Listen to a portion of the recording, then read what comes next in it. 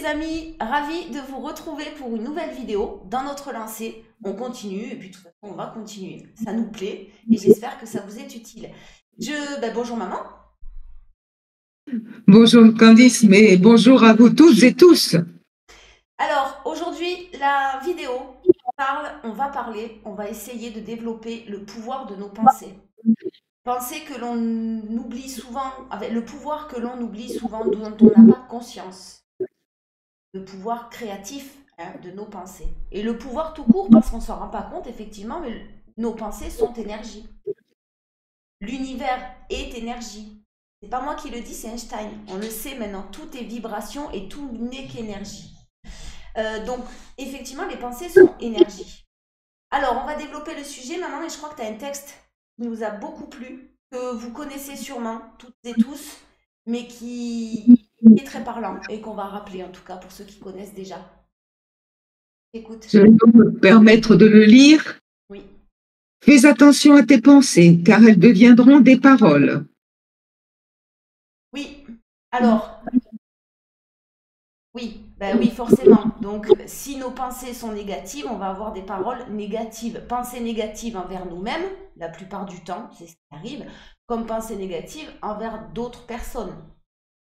Si ces pensées sont négatives, ben forcément, nos paroles vont être négatives. D'où l'importance de comprendre et de prendre connaissance de nos pensées pour pouvoir, si elles sont négatives, avant que tu ailles plus loin, en fait, couper cette pensée négative à la racine et la remplacer par une plus positive.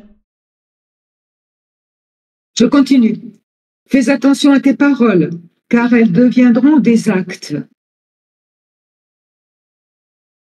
Fais attention à tes actes, car ils deviendront des habitudes.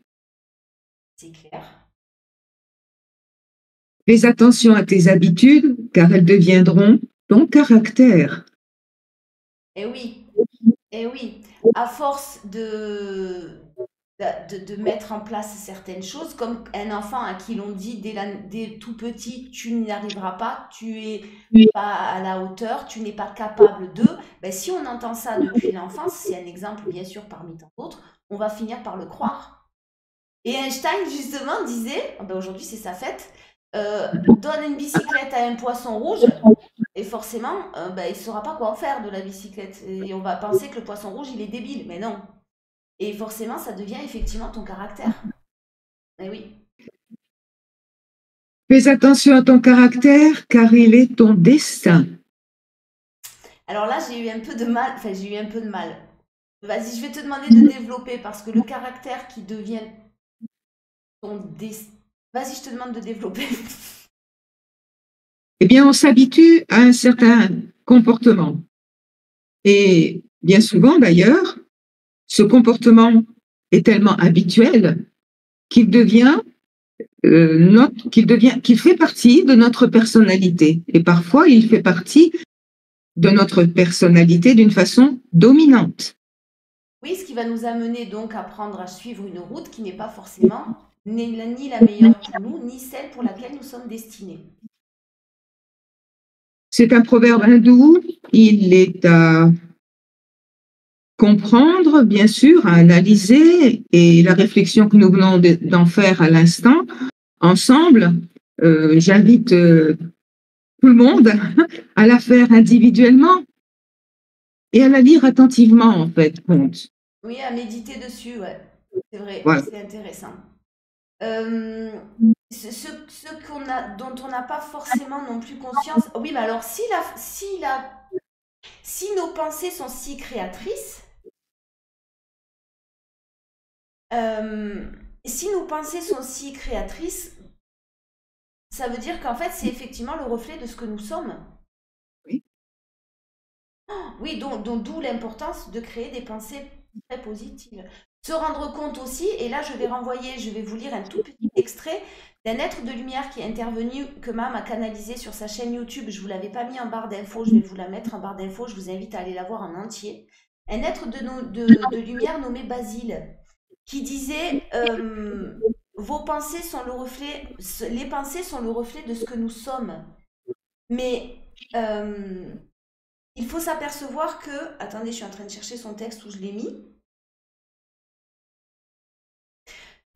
Déjà, ce sont le reflet de ce que nous sommes et elles sont aussi le reflet de ce que nous créons, donc de ce que nous propageons. Mais notre vie ne changera pas. Alors, je ne vais pas lire, mais c'est ce qu'il dit, donc je vous invite à aller voir le texte en même temps. Nos pensées ne changeront pas, la transformation n'aura pas lieu si nous ne le décidons pas. Hein, c'est toujours pareil. Il faut que nous décidions d'abord de modifier ces pensées pour qu'elles puissent après changer. Ça n'arrive pas comme ça seul. Voilà, c'est aussi la force de nos pensées, c'est aussi de faire le choix de nourrir des pensées négatives ou positives. Ou positives. D'où leur pouvoir, en fait. Oui, Il est immense. Notre pouvoir à nous aussi, puisque nous utilisons le pouvoir de nos pensées, soit dans une direction, soit dans une autre direction. Encore une question de choix, de libre arbitre, en fait. Ouais. Maintenant, excuse-moi. Ce pouvoir de nos pensées, dans quel domaine existe-t-il? Dans quel domaine pouvons-nous l'appréhender? Dans tous les domaines. Hein. Voilà. Ben, je pense, dans tous les domaines. Ben, les pensées, on en a 60 000 par jour.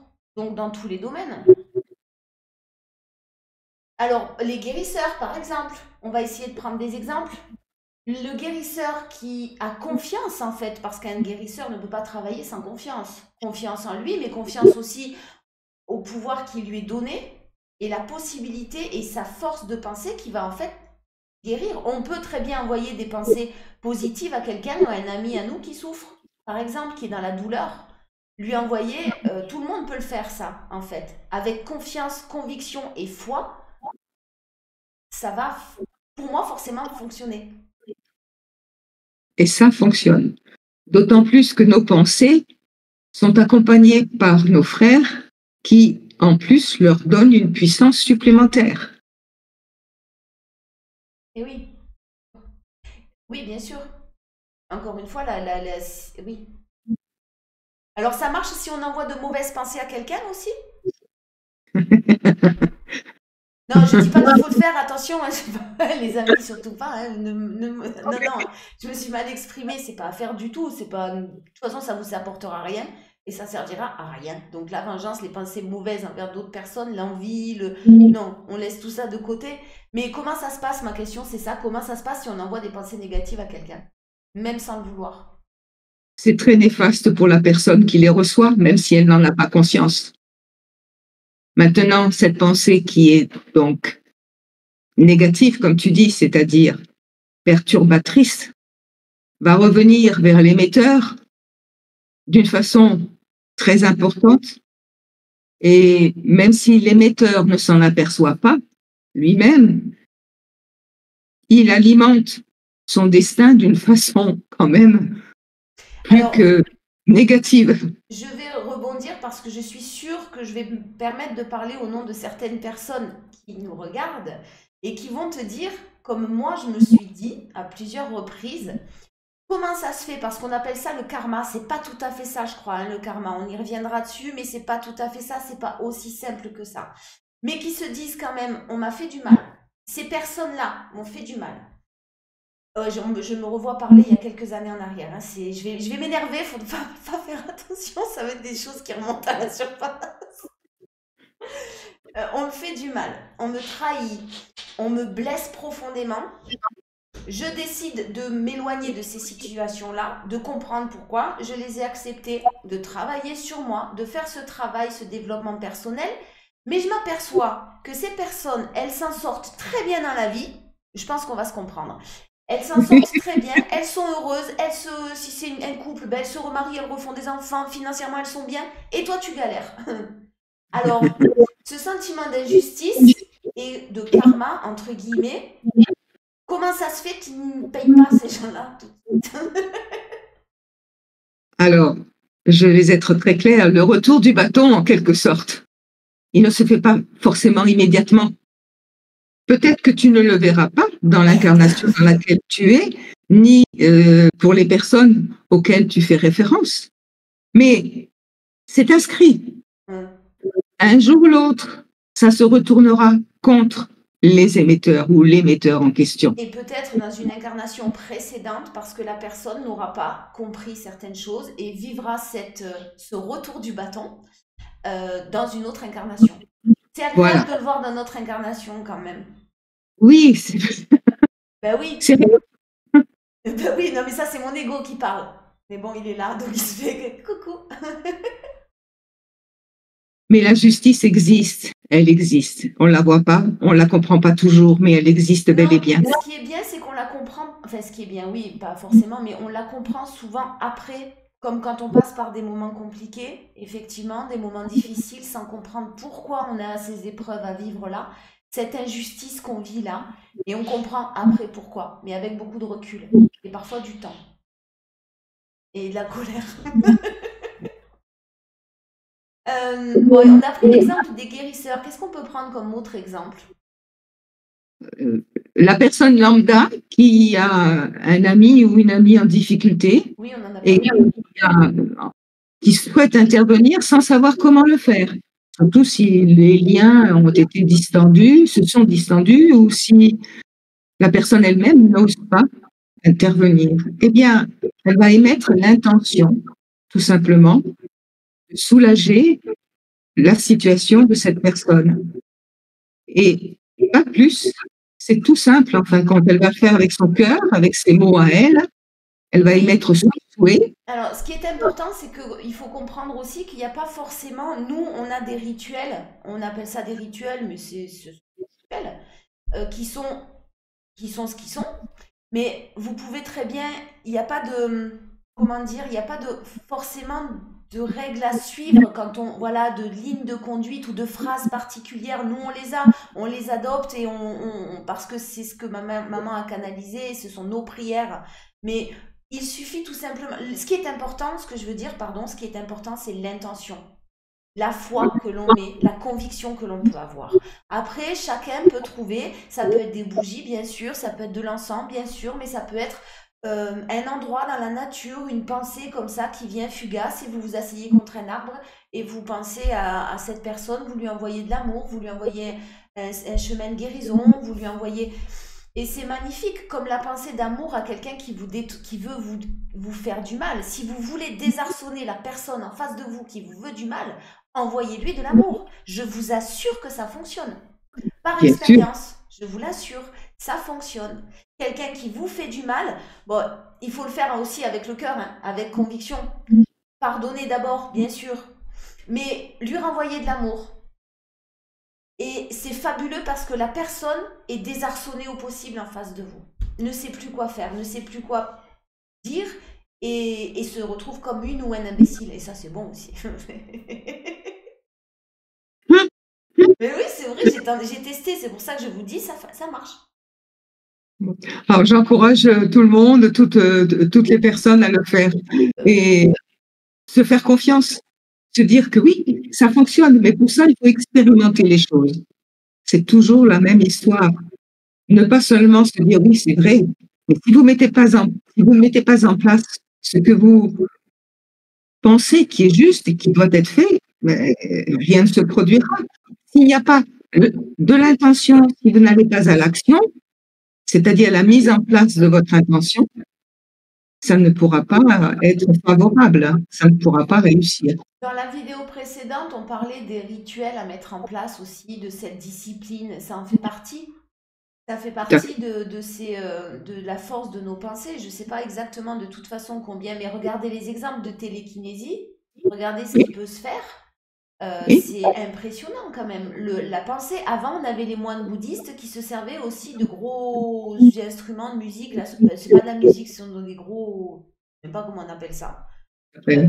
Ça servait justement, les vibrations de ces instruments servaient pour faire bouger quelque chose plus loin.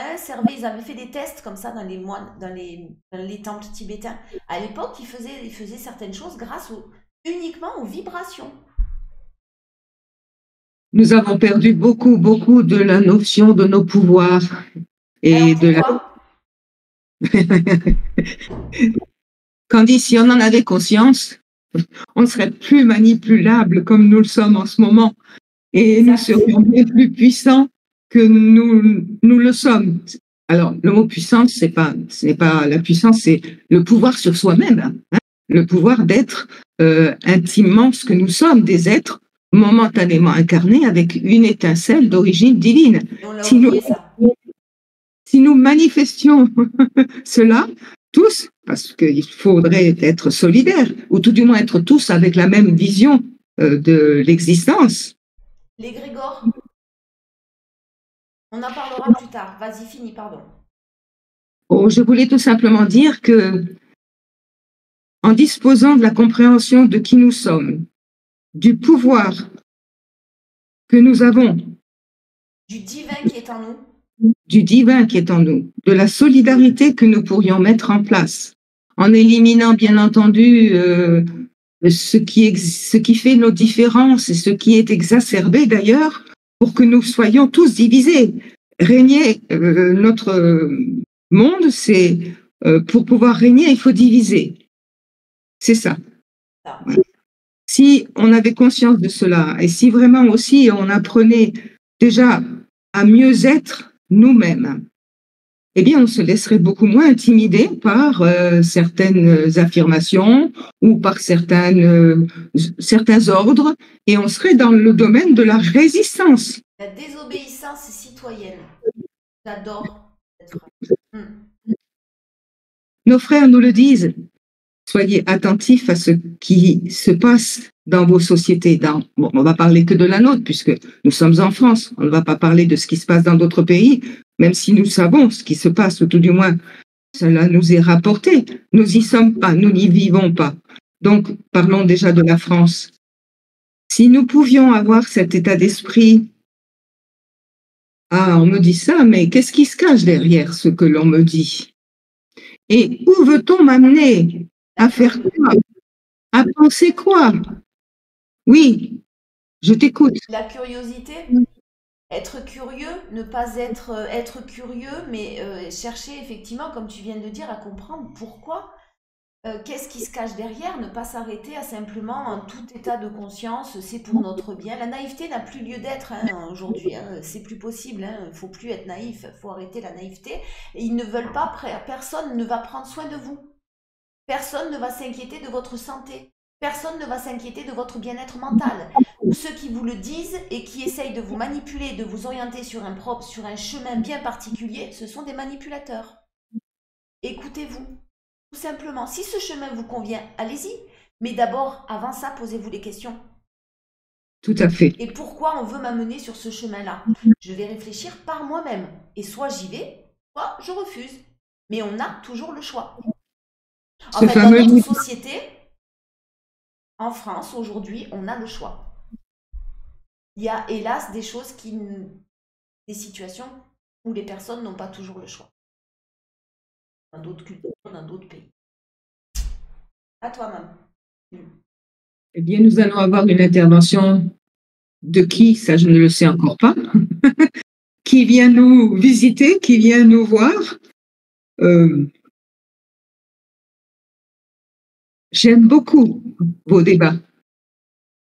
Vous avez une façon de présenter les choses qui est tout à fait proche de ce que tout le monde doit entendre. Et nous sommes donc très heureux de pouvoir intervenir. Vous avez parlé du pouvoir de la pensée. Il est réel. Il faut absolument que vous en preniez conscience et que vous l'utilisiez. Prenez cet atout-là pour aller mieux, pour pouvoir être centré, pour pouvoir vivre votre vie quotidienne avec sérénité, tranquillité, joie et assurance qu'en fait, vous avez tout en vous, que tout vous a déjà été donné. Malheureusement, vous le savez, et on rentrera plus avant dans toutes ces explications-là, on ne vous a pas laissé non plus la possibilité de continuer à être dans le libre arbitre réel, c'est-à-dire la possibilité de comprendre ce qui se passe, de ne pas être naïf, comme tu dis si bien, de savoir tout de suite mettre une distance entre ce que vous entendez et ce que votre cœur vous dit. Vous savez très bien ce qui est en vous, c'est ce fameux cœur, cette voix intérieure dont on parlera. C'est en fin de compte cette petite voix qui tout de suite vous parle. Quand vous entendez quelque chose, elle va tout de suite intervenir, agir. Si ce n'est pas important, elle n'agira pas. Elle vous laissera prendre votre propre décision et elle vous laissera aussi intervenir et faire vos propres choix. Mais si c'est quelque chose qui pourrait vous mettre en danger, elle interviendra tout de suite. Sachez l'écouter.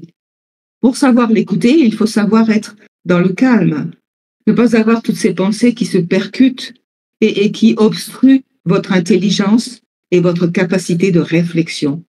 Vous êtes tous des êtres doués d'intelligence, de réflexion, de pouvoir. Utilisez ce pouvoir, mes chers frères et sœurs de la Terre. Associé à notre propre pouvoir, vous vous rendez compte? Mais votre monde va exploser. Il va changer du tout au tout. Mais faites-le. Nous attendons. Je t'écoute, Candice. Non, Tu as non, une question? pardon, j'ai coupé, je disais juste, on a le pouvoir. Vous aimeriez parler de l'égrégore. J'aimerais, moi, par contre, en parler ultérieurement. Vous laissez bien réfléchir. Donc, vous parlez de ce qu'est un égrégore. J'aimerais bien revenir surtout sur ce pouvoir de la pensée et insister. Vos pensées, vous les avez jour et nuit. C'est en fin de compte votre mental.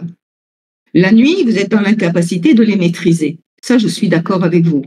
Elles sont d'ailleurs très surprenantes. Elles sont l'objet de rêves, de cauchemars. Et parfois, nous vous envoyons une petite phrase ou quelques mots.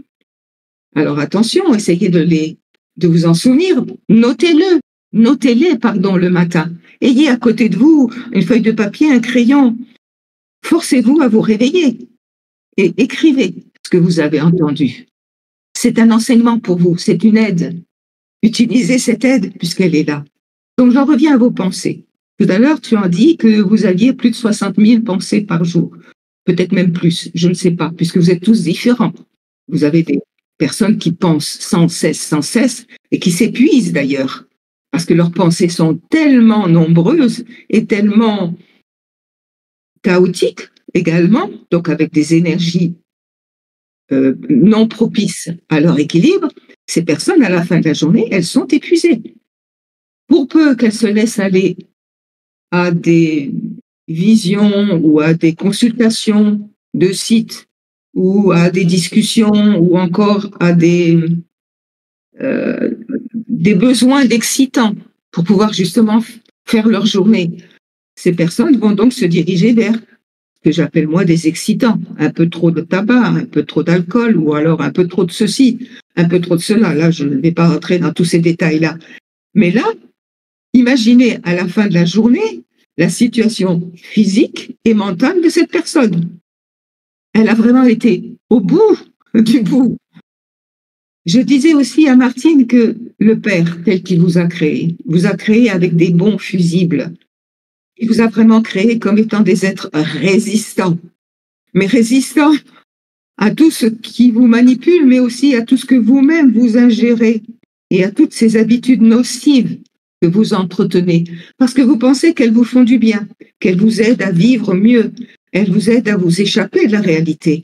Mais cette aide vous détruit et elle n'est que fugace, puisque une fois que l'aide a fait son effet, vous vous retrouvez dans la réalité de ce que vous êtes, de ce que vous pensez et de cette vie, en fin de compte, qui ne vous intéresse plus. Mais pourquoi ne vous intéresse-t-elle plus?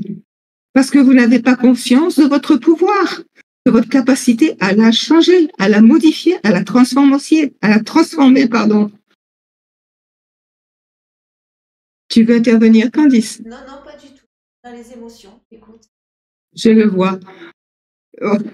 Nous-mêmes, nous sommes aussi dans les émotions, parce que le message que nous voulons vous faire passer nous est tellement précieux, bien sûr. Alors, vous pourriez dire aussi, mais tout ça, ce sont que des paroles. Oui, ce sont des paroles d'encouragement, des paroles d'amour. Rappelez-vous ce mot, nous y reviendrons, à ce qu'est la puissance de l'amour. Mettez-la en place, la puissance de l'amour. Mettez du sourire sur vos lèvres. Faites de votre vie chaque jour une joie nouvelle, une nouvelle opportunité d'aller mieux, de faire quelque chose que vous n'avez peut-être jamais fait, mais qui vous tiendrait à cœur, qui vous tient peut-être à cœur, mais que vous n'avez peut-être jamais osé faire. Osez. Faites, manifestez-vous. La précédente intervention, c'était mettez de la vie dans votre vie. Oui, vous êtes la vie. Vous avez en vous une vie merveilleuse. Et alors là, j'ai plusieurs autres êtres de lumière qui interviennent, donc ça fait un peu une cacophonie. Oui, nous aimerions, rappelle-toi, Martine, quand tu canalisais pour une de tes amies, tu avais des êtres de lumière qui prenaient des tickets. Alors, personnellement, je suis l'être de lumière de Martina. Alors, Martine, dans son travail, mais dans sa vie, dans son origine réelle, son prénom, c'est Martina. Vous l'appelez comme vous voulez. Nous avons pris l'habitude de l'appeler Martine, mais elle a l'habitude d'entendre aussi Martina. À propos de l'origine divine de votre existence, sachez aussi, et ça c'est intéressant que vous le sachiez, enfin que vous en preniez, enfin que je vous l'explique. Souvent, vous vous posez la question de savoir comment est notre monde. Nous vous l'expliquerons, mais essayez d'imaginer ce que le monde que nous occupons est en fait le reflet de votre monde. Je m'explique. Vous lirez peut-être ce qui est en haut est comme ce qui est en bas. Nous avons une organisation similaire à la vôtre. Nous avons des règles bien strictes, nous avons des compartiments, des missions à accomplir, comme vous-même, vous avez une mission en vous incarnant. Et la mission que vous avez en vous incarnant, c'est d'évoluer.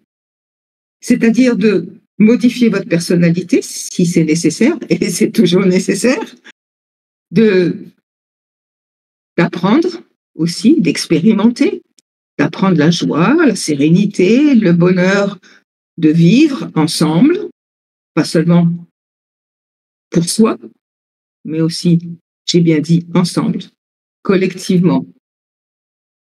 Et quand vous essayez d'imaginer nos vies là-haut, je dis là-haut, mais parce que vous regardez toujours le ciel en vous disant que c'est là-haut que nous sommes. Oui, c'est vrai que nous sommes là-haut, mais tellement, tellement loin de vous que vous ne pouvez même pas l'imaginer. Eh bien, pensez aussi que quand vous souffrez, et c'est là où je voudrais intervenir, nous-mêmes qui ne sommes qu'amour et qui avons pour mission, enfin certains d'entre nous ont pour mission d'être ici, dans ce pays-là ou dans d'autres pays, pour essayer d'aider les personnes en souffrance, pour essayer d'aider aussi les personnes qui, comme vous, ont un peu plus de connaissances et qui ont la foi dans ce qu'elles font, la foi dans leur volonté de représenter ce en quoi elles croient, c'est-à-dire en l'amour, tout simplement. Donc, à être elle-même qu'amour. Il n'est pas simple, mais là aussi, c'est autre chose. Je reviens donc, je me suis un peu éloignée. C'est un petit peu difficile de se recentrer. Voyez-vous, même moi, j'ai besoin de me recentrer, puisque moi aussi, mes pensées partent un peu dans tous les sens. Alors, je reviens à ce que je voulais exprimer, à savoir que quand vous souffrez, nous souffrons. Quand vous êtes dans la joie, nous illuminons encore un peu plus notre environnement. Nous l'illuminons déjà puisque nous ne sommes faits que de lumière. Mais à ce moment-là, nous illuminons encore un peu plus notre environnement. Et quand vous êtes dans cette perspective, quand vous comprendrez cela et quand vous comprendrez aussi que cet amour que nous vous portons ne pourra jamais cesser. Et l'amour ne peut pas être détruit. C'est là où je voulais en venir. La lumière et l'amour vaincront ce que vous appelez le mal. Il est là, ce mal, oui, il a toujours été là, plus ou moins fortement présent. Dans ce 21e siècle, il est encore beaucoup plus puissant et présent. Et c'est là où je vous demande de réfléchir. Si vous faites le choix et si vous arrivez à comprendre cela, pensez aux générations futures, à vos enfants, à vos petits-enfants. Préparez-leur un terrain bien plus facile à vivre pour leurs incarnations. Et c'est vous qui êtes dans celle-ci. C'est vous qui devez donc travailler et faire tous les efforts pour cela. J'ai été un petit peu long, Candice, je m'excuse. Alors, j'en reviens au ticket.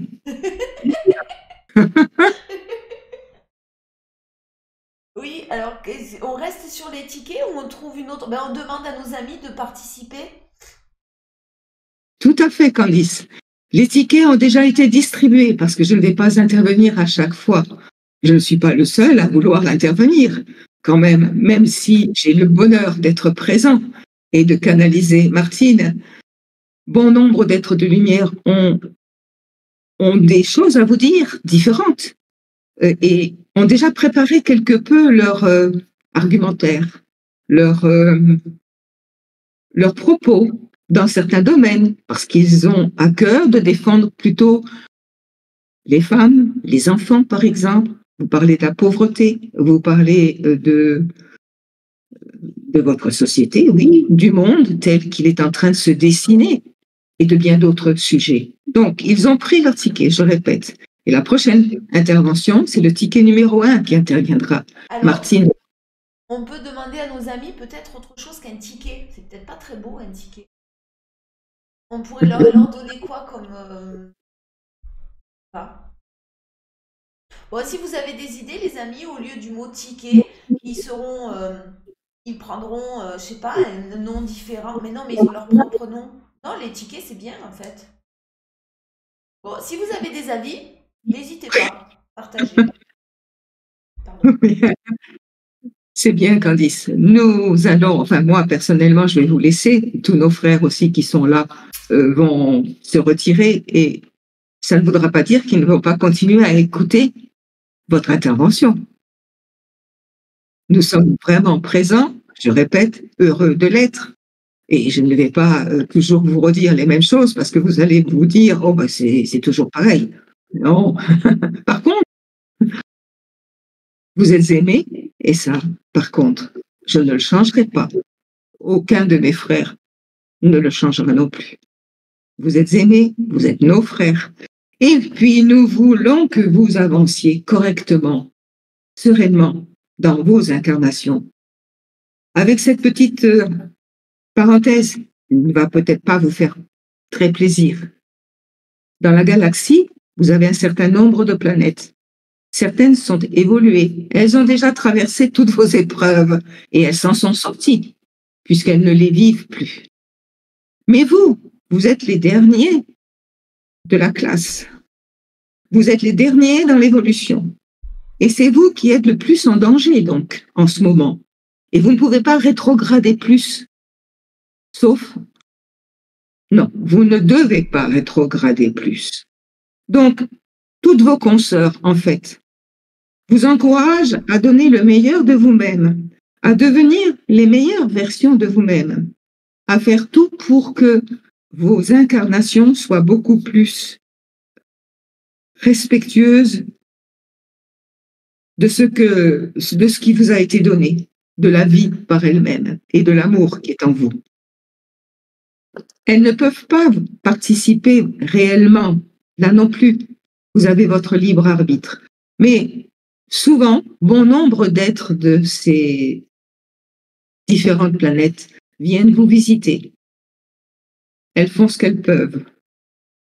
Et Martine en a canalisé quelques-unes. Elle en canalisera d'autres. Leur message, vous verrez, est très différent. Tout simplement parce qu'elles ont dépassé toutes vos souffrances, toutes vos erreurs. Donc, si vous voulez leur lumière, leur intensité, leur pouvoir est autre. Mais ce pouvoir, elles n'ont pas non plus l'autorisation de l'utiliser comme elles aimeraient pouvoir le faire. C'est à vous qui devez faire tout le travail, puisqu'elles-mêmes, elles ont déjà fait ce travail.